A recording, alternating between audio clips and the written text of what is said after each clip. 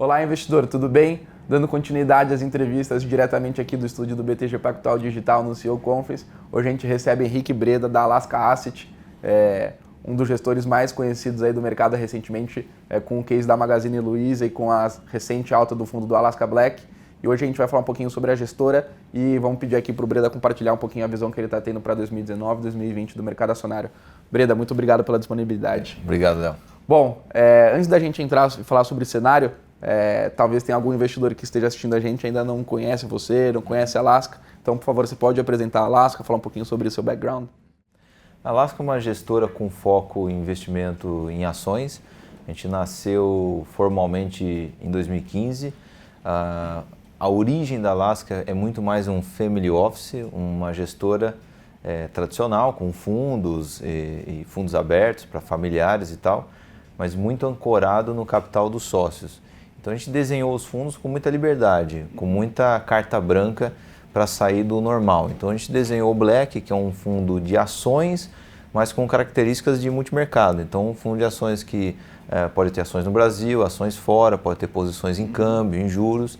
E desde então a gente foi tendo outros filhotes, fundos mais tradicionais, long only, fundo de previdência. E o histórico dos sócios começa com o Luiz Alves, que já é investidor na Bolsa desde 1962, então tem 55, 56 anos de Bolsa. Tem o Ney Miyamoto, que já desde a década de 90 já trabalha em tesourarias de banco, já passou por gestoras. Eu mesmo desde 2005, em fundo especificamente, antes era analista de crédito. Então um pessoal que já está em mercado financeiro e já está envolvido com investimentos há muito tempo. E a gente montou a gestora depois de uma série de afinidades e de experiências ruins passadas, onde a gente quis passar um pano, passar uma régua e iniciar um projeto sem seguir nenhum tipo de padrão já pré-estabelecido. Então a gente montou coisas que não existiam na época, né? O Black é um deles. Legal. Para o investidor que está estudando aqui um pouquinho da história e quiser saber mais, a gente fez uma live com o Breda também, que é o nosso parceiro de conteúdo, o André Bona. Acho que é interessante para quem quiser conhecer mais. O vídeo é de 1 hora. O Breda fala mais sobre os cases de sucesso que eles tiveram dentro da Alaska Asset, do Alaska Black. Então eu vou deixar o link aqui na descrição, vocês podem conferir. Mas voltando aqui para o evento, Breda, no CEO Conference, qual que é a importância de estar próximo dessas empresas, conversando, fazendo entrevistas para vocês dentro lá da Alaska? Qual que é a importância de estar próximo dessas empresas? Para a gente, o mais importante é, às vezes, escutar alguma coisinha que você não estava preparado, alguma novidade, alguma mudança no tom da empresa. Então, você percebe nas empresas se elas estão otimistas, se elas estão pessimistas, se elas estão confiantes, se elas estão com medo. Às vezes não é nem tanto o que elas estão falando, mesmo porque não dá para falar nada privilegiado. Então, o que elas estão falando basicamente está nos documentos públicos já, mensagem de administração e tal. Mas o jeito com que a companhia fala, para a gente é importante. Outro dado importante para a gente não é nem tanto as companhias, o que elas estão falando, mas é o comportamento do público. Então, assim, a gente acompanha o CEO Conference da BTG já há muito tempo. Essa CEO Conference apresenta uma certa curiosidade, uma certa presença de investidores estrangeiros que fazia muito tempo que a gente não via. Então, assim, para a gente já ligou o radar de que, olha, o investidor estrangeiro está, de fato, olhando o Brasil. A gente não acha que fez o cheque ainda, mas nos anos anteriores nem aqui não estava. Já está tirando da carteira. Já está olhando, vamos estudar aí esse Brasil que talvez tenha alguma chance de investir. Então isso para a gente foi a maior mudança dos últimos anos para cá, o interesse dos investidores estrangeiros. Muita gente usando o fone para a tradução. Isso não tinha antes. Legal, Breda.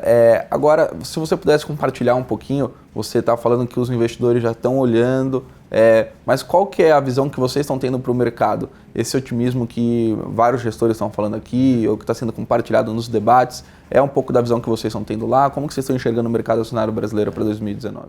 O nosso otimismo com o preço dos ativos é uma continuidade desde o final de 2015, início de 2016.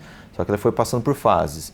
Então você tinha lá no começo de 2016, grosso modo, era quase tudo small cap, tudo era pequeno, você não tinha lucro, você não tinha geração de caixa, os programas de dividendos tinham sido cancelados, então você olhava o demonstrativo de resultado, era um banho de sangue. Mas o ativo estava muito barato na bolsa. Foi ali que a gente começou a comprar muito mais no Brasil. Ao longo de 2016, a gente foi mudando a carteira, entrando em 2017 já comprando empresas maiores, empresas mais ligadas à área de commodities, que é onde estava barato. E quando a gente entrou em 2017 e 2018, a gente veio diversificando essa carteira. Então, nomes mais recentes que a gente tem, nenhuma ligada a commodity. Então, a gente investiu em Ambev, a gente investiu em Croton, a gente investiu em Klabin, depois de quedas expressivas. E a gente tem visto de forma generalizada, óbvio que tem casos isolados com bastante problema, mas de forma quase que geral, as empresas estão voltando a gerar caixa. Quem era pagadora de dividendo e estava com programas de dividendos suspensos estão voltando a pagar dividendos.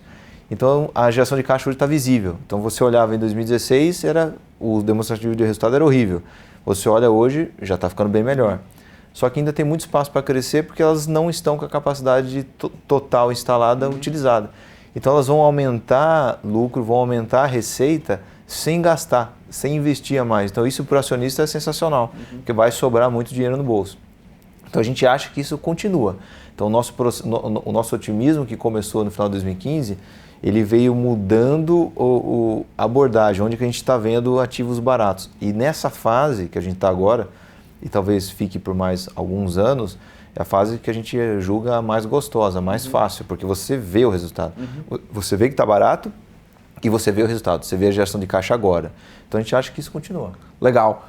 Dado esse cenário e esse otimismo que você acabou de traçar, quais são os principais setores que você acha que vão se destacar ou as principais posições dentro do fundo que vocês têm que vocês acham que vai ter um upside bom aí nos próximos anos? Setores a gente já abandonou a abordagem de setor, porque você olha um setor, você tem a top, a mais ou menos e a quebrada. Aí você olha no outro setor, você tem a top, a que está tentando se reestruturar e a que morreu. Então, setor no Brasil é um negócio muito complicado. Então, a gente sempre vai nome a nome. Então, assim, o que a gente olhava lá no começo de 2016? Eram empresas mais locais. A gente consegue entender um pouco mais sobre a dinâmica dela. Quando a gente entrou em 2017, começo de 2018, a gente foi bastante para commodities. Então, tinha lá Vale, Petro, Braskem, a Fibre, a Suzano. E agora, generalizou de novo. Então, a gente diluiu as de commodities e a gente comprou algumas que são locais, né? Ambev, Croton e tal. Então, hoje, eu diria que se as reformas surpreenderem positivamente o mercado, muito provavelmente as empresas voltadas para o mercado interno vão performar melhor. Mas a gente não sabe se vai surpreender ou não. Então, o portfólio está bem balanceado entre exportadoras e empresas voltadas ao mercado doméstico. Mas a gente pode ter um divisor de águas aí esse ano, dependendo da intensidade das reformas. Pode pender um pouco mais para o lado das empresas domésticas. Perfeito, Breda. Muito obrigado pela disponibilidade de vir aqui, trocar essa ideia e mostrar um pouquinho do que vocês estão pensando lá na Alasca. Obrigado, valeu.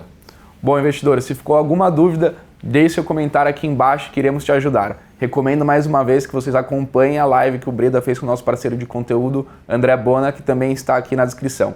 E se você ficou interessado em investir nos fundos da Alasca, basta acessar mais o link que está aqui embaixo. Até o próximo vídeo.